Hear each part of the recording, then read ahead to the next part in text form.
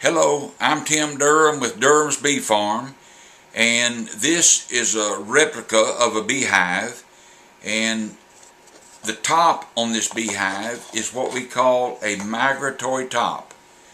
You will notice that there's only ridges on each end and not the side. Migratory beekeepers learn to do things faster and quicker. Now I'm going to put it inside this beehive is some frames. Usually there's 10 frames, and you will notice right here that the bottom box is deeper than the top box. Now I try to keep things real simple. This is a deep box. Illustrated here is a shallow box.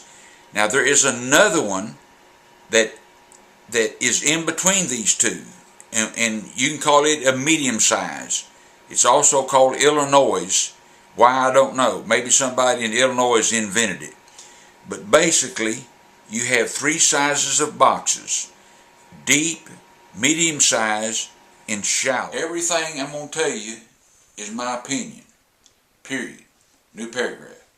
In my opinion, a lot of things I'm going to tell you is a fact. One viewer wrote, can he use, and when I say he, I mean he and her, can he use 3 Illinois Supers or the medium-sized box for brood chambers? And the answer is yes.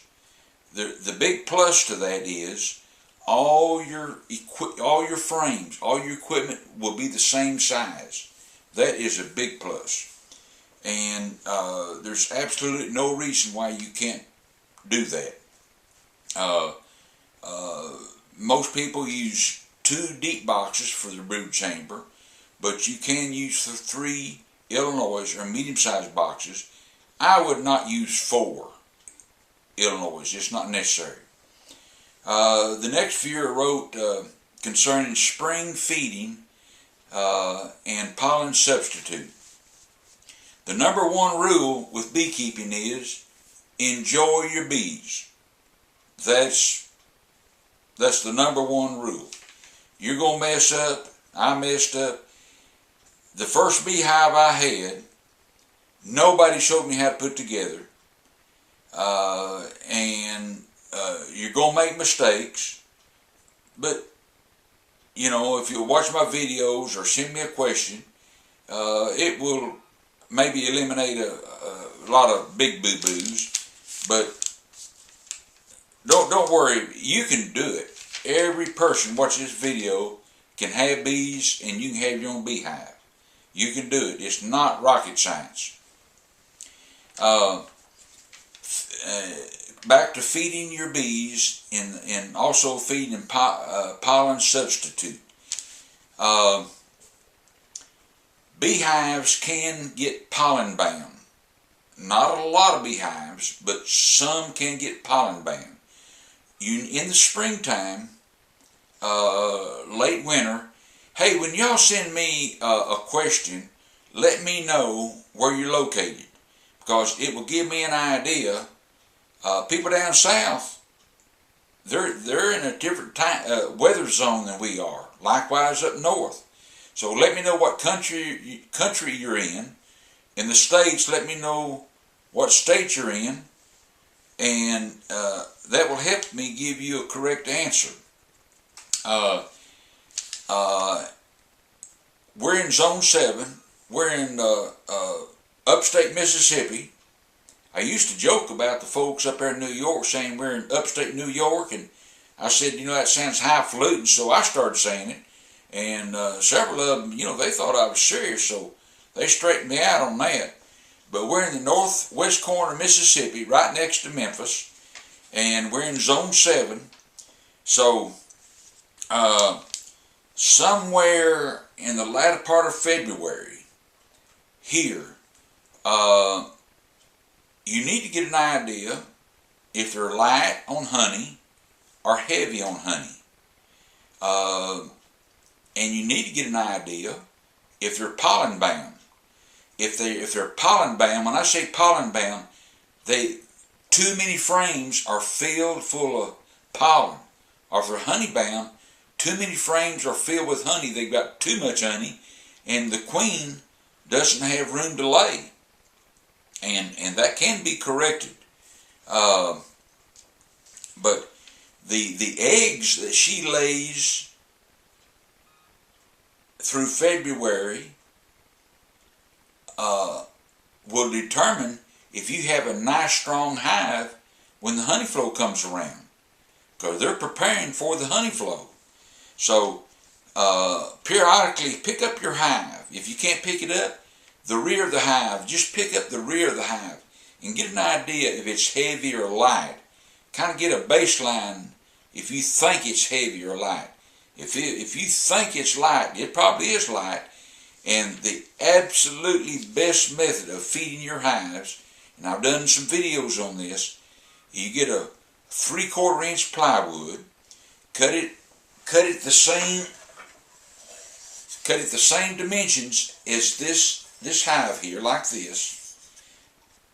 Cut a round hole in the plywood, the size of a fruit jar, so a fruit jar will fit in that hole but not fall through. And that is absolutely, you can feed your bees that way in the dead of winter if they're getting ready to starve on you. You can also pour dry sugar on a colony that is starving to death in the wintertime. Alright, I talked about enjoying your bees. That's the most important part. Do not mess with your bees at night. Now they'll get on your case if you do that. Now here's a tip that I don't think I've ever gave you. Lumber companies, just about all lumber companies have end cuts. In other words, they cut boards off for their customers, and they may have an end cut, and they're ideal for building a beehive, a brood body, let alone all the other parts. So if you go by the lumber company, every one of them, most likely they'll be glad for you to clean out that bin.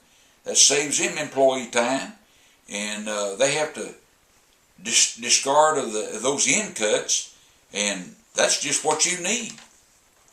Alright, I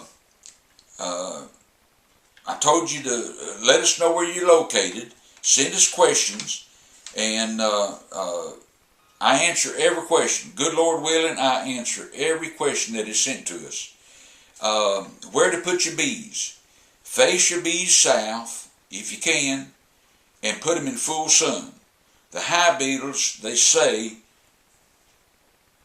prefer to be in the hives to be in the shade. So, if you can face them south, that's not a deal breaker. If you can't, you can't. But if you can face them south, that's good. One viewer asked, should he use a queen excluder? If you're going to extract your honey, you don't have to use a queen excluder. Now this is a age-long debate. A lot of people call queen excluders honey excluders. It keeps the bees from making as much honey. I think it very likely, very possible, could slow down their honey production. I have seen, it depends on the honey flow, how heavy it is. I've seen hives make a lot of honey with honey excluders. If you are producing comb honey, if you are trying to produce comb honey, you must use queen excluders. You don't have a choice. And because you don't want brood being raised in your comb that is going to end up being your comb honey. Okay, if anybody has any questions, I'll be happy to answer you. My goodness, it isn't going to be long. February, March will be here, and when March hits, and here the bees are going to, by then, going to really start building up. And I'd like to emphasize to at the end of winter, going into right before the big honey flow, that's when most likely your bees will starve. So be sure they have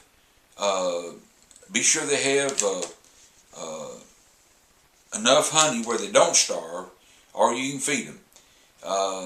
Send me your questions, and if you have any ideas or things you'd like me to cover, I'd be more than happy to. A friend called me this morning, and he had a problem.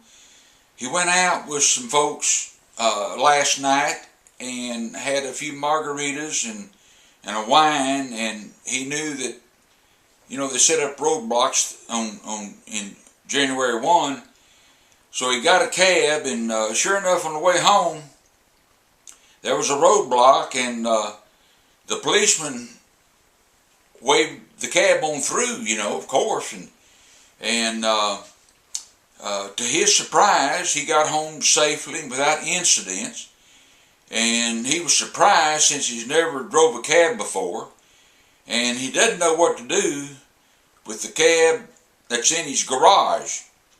So that's his problem. So, but anyway.